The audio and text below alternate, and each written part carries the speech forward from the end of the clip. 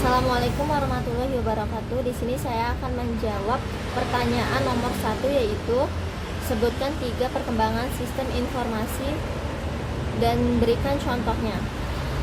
3 sistem informasi yaitu ada dalam 3 bentuk, 3 konsep, yaitu sistem informasi tidak terstruktur, yang kedua sistem informasi pribadi tidak struktur, yang ketiga sistem informasi terstruktur.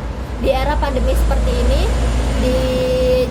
lebih digunakan sebuah aplikasi perangkat lunak dan perangkat keras yang digunakan dalam mengolah data di suatu perusahaan, yaitu digital.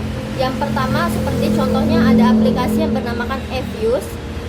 Contohnya di dalam Universitas UIN itu terdapat data panel regresi.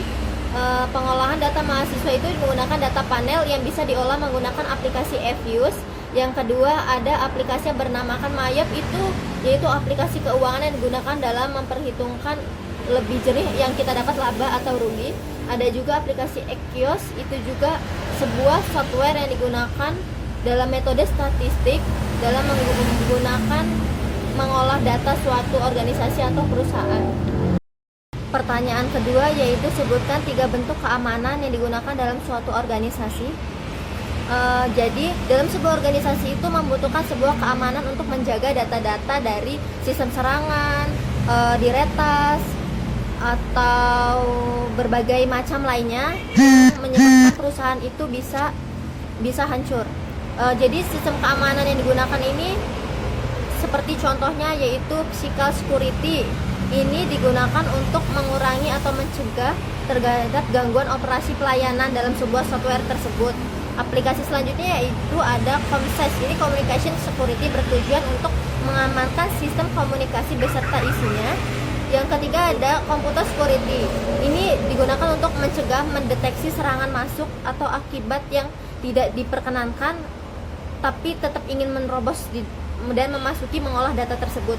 Jadi dalam suatu perusahaan itu sebuah keamanan itu sangat penting, harus menggunakan sebuah password dan alat bantu lainnya seperti aplikasi software yang harus digunakan untuk menjaga keamanan tersebut. Pertanyaan ketiga yaitu sebutkan 3 bentuk pengambilan keputusan di suatu organisasi.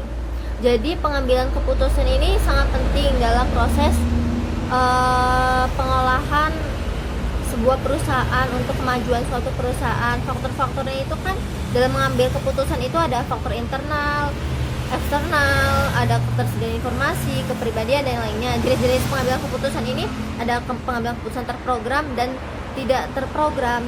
Dalam mengambil suatu keputusan ini suatu organisasi, misalkan sebuah organisasi dalam lingkup keuangan seperti perbankan.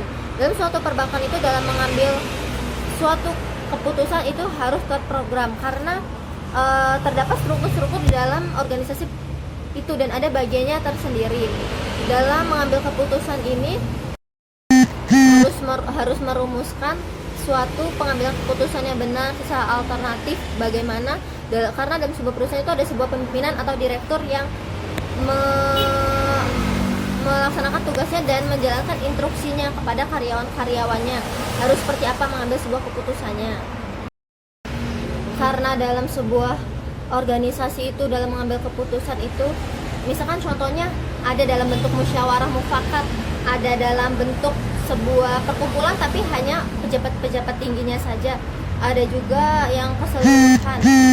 Kalau masih organisasinya ruang lingkupnya kecil seperti organisasi kemahasiswaan, dalam mengambil keputusan itu ada namanya musyawarah atau sidang senat terbuka atau seperti apa dan yang lainnya.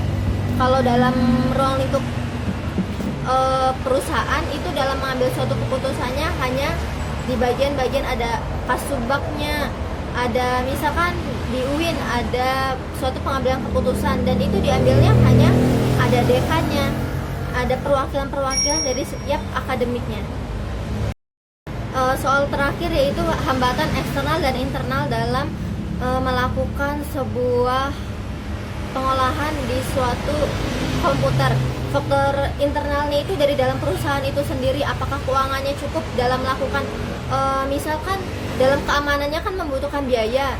Nah, itu internalnya cukup enggak, misalkan peralatannya segala macamnya itu cukup atau tidak. Sedangkan eksternalnya itu dari luar itu faktor di sekitarnya itu mendukung atau tidak dalam menjalankan komputer tersebut. Jika di dalam internalnya ada sebuah perangkat lunak yang bisa digunakan, tapi jika di luar eksternalnya hambatannya seperti susah jaringannya atau dia melakukan perusahaan tersebut itu di dalam ruang lingkup sebuah pedesaan yang masih kelistrikan itu sulit. Nah, itu sebuah hambatan dalam eksternalnya. Sekian, cukup, terima kasih.